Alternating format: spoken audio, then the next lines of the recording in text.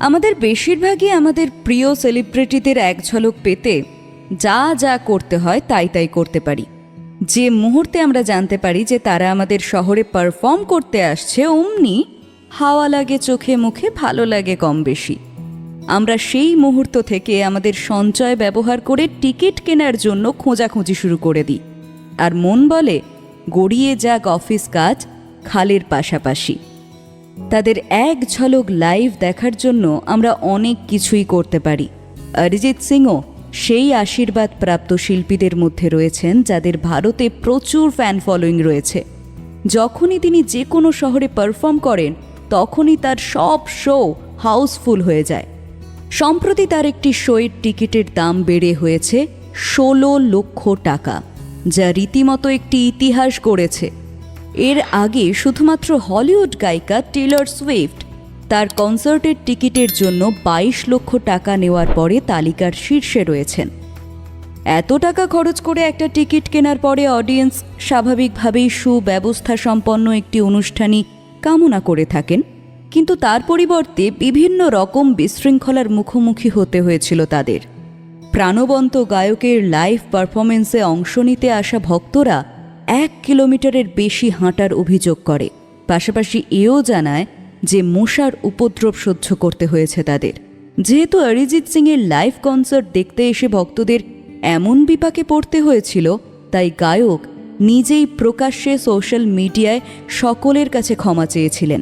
উনি লিখেছিলেন, কলকাতা, আমি দুঃখিত যে আপনাকে আপনার গাড়িগুলি প্রায় 1 কিলোমিটার দূরে পার্ক করতে হয়েছিল এবং অনুষ্ঠান স্থলে হেঁটে যেতে হয়েছিল, যেহেতু টোটো ও রিক্সাগুলি ভিড় সামলাতে অক্ষম ছিল। আমি দুঃখিত যে আপনাকে অস্বাস্থ্যকর জায়গা এবং মশার কামড় সহ্য করতে হয়েছিল। আমি দুঃখিত কিছু স্বেচ্ছাসেবক এত লোকের সাথে খারাপ ব্যবহার করেছে তার জন্য, যেন তাদের তা করার অর্ডার আছে। আমি দুঃখিত আপনাদের মধ্যে অনেকেই সময় মতো ভিতরে আসতে পারেননি, কারণ কিছু লোক হ্যান্ড ব্যান্ডের জন্য সাহায্য করার যত্ন নেননি। এটি অনেকের কাছে অবশ্য নতুন ছিল। দুঃখিত যে আপনাকে নিজেকেই এটি খুঁজে বের করে নিতে হয়েছে, কিন্তু তবুও আপনারা যেভাবে আমাকে ভালোবাসা দেখিয়েছেন তার জন্য আমি থ্যাঙ্কফুল। হ্যাঁ, ঠিক এভাবেই অরিজিৎ সিং মিডিয়া থেকে মুখচোরা হয়েও তার ভক্তদের সাথে সখ্যতা বজায় রাখেন, শুধুমাত্র তার ভালো ব্যবহার আচার ও পরিমিত স্বভাবের দ্বারা। উনি স্বীকার করেন মানুষের ভালোবাসা ওনার সাথে না থাকলে উনি হয়তো আজ ওই জায়গাটা ধরে রাখতে পারতেন না। কাজেই ওনাকে সর্বদাই ওনার অডিয়েন্সদের সাথে বিনয়ী ব্যবহার করতেই দেখা যায়। তাদের আনন্দে আনন্দ পান, তাদের কষ্টে ব্যথিতও হন। পাশাপাশি সোশ্যাল মিডিয়াতে অডিয়েন্সদের উদ্দেশ্যে প্রতিজ্ঞা করেন, আমি চেষ্টা করব যাতে পরবর্তী সময়ে এমন পরিস্থিতির সম্মুখীন আপনাদের হতে না হয়। সকলের জন্য আমার বুক ভরা ভালোবাসা রইল। তিনি প্রখর সঙ্গীত বোধের অধিকারী এবং নম্র ব্যক্তিত্বের অধিকারী। তিনি প্রতিটি গান রেকর্ড করার আগে ছোট ছোট বিবরণে প্রবেশ করেন। ভক্তদের প্রতি নিজের দায়িত্ববোধ থেকে তিনি কখনোই সেই তারকার মর্যাদা কোথাও দেখান না এবং প্রতিশ্রুতি অনুসারে তার দায়িত্বও পালন করেন। সাধারণত তিনি একটি কনসার্টের সময় দেরি করেন না এবং বেশিরভাগ অনুষ্ঠান সময় মতোই শুরু করেন। ওনার এক ভক্ত সোশ্যাল মিডিয়াতে লিখেছিলেন, একবার একটি কনসার্টে বহু দর্শক অপেক্ষায় ছিলেন কনসার্ট শেষ হওয়ার পরে অরিজিতের সঙ্গে একটি সেলফি তোলার জন্য, কিন্তু অনুষ্ঠানটি শেষ হওয়ার পর দর্শকের ভিড় উপচে পড়ে। অরিজিৎ সিংয়ের যাওয়ার পথ এক প্রকার বন্ধ করে দেওয়া হয়, আর সেই সময় বাউন্সাররা সকলকে ছেলে মেয়ে নির্বিশেষে ধাক্কা দিতে শুরু করেন। কিন্তু অরিজিৎ সিং খুব সাবধানে নিজের গাড়ির কাছে পৌঁছে সকলের উদ্দেশ্যে পাদানিতে দাঁড়িয়ে হাত নেড়ে চিৎকার করে বলেছিলেন, ফটো লেনি হ্যাঁ, চলো ইয়ে লো। তখনই সবাই বুঝেছিলেন অরিজিৎ সিং কখনোই তার ভক্তদের ফিরিয়ে দেন না এবং তিনি পাদানিতে উঠে দাঁড়িয়েছিলেন যাতে সকলেই তার সাথে সেলফি নিতে পারে। তিনি যতক্ষণ দাঁড়িয়ে থাকবেন ততক্ষণ ভিড় হবে এটা তিনি জানেন, কিন্তু উনি সেই ভিড়ে অসন্তুষ্ট হননি, উপরন্তু বাউন্সারদের ধাক্কা দিতে বারণ করেছিলেন। তাই যে কেউ এখন অনুমান করতে পারে একজন ব্যক্তি হিসেবে অরিজিৎ সিং কেমন। ফ্যান ফলোয়িং নিঃসন্দেহে তার প্রাপ্য। উনি নিজেকে যেভাবে বহন করে নিয়ে যাচ্ছেন তাতে যে কেউ বলতে পারে সাফল্য পাওয়ার আগের অরিজিৎ আর সাফল্য পাওয়ার পরের অরিজিৎ, এই দুইয়ের মধ্যে কোনো পার্থক্য নেই। এছাড়াও তিনি তার নিজের এলাকা জিয়াগঞ্জে তার এলাকাবাসীর জন্য অনেক কিছুই করে থাকেন।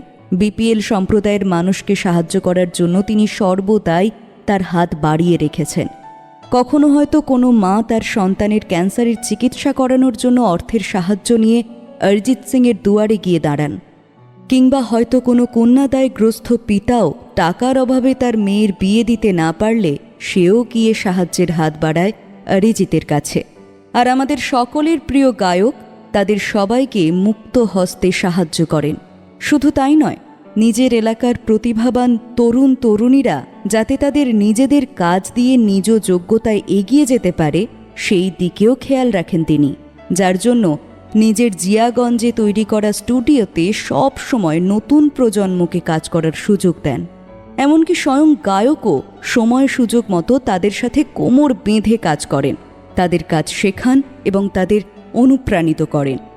অরিজিৎকে মাঝে মধ্যেই কর্মসূত্রে যেতে হয় মুম্বাইয়ে।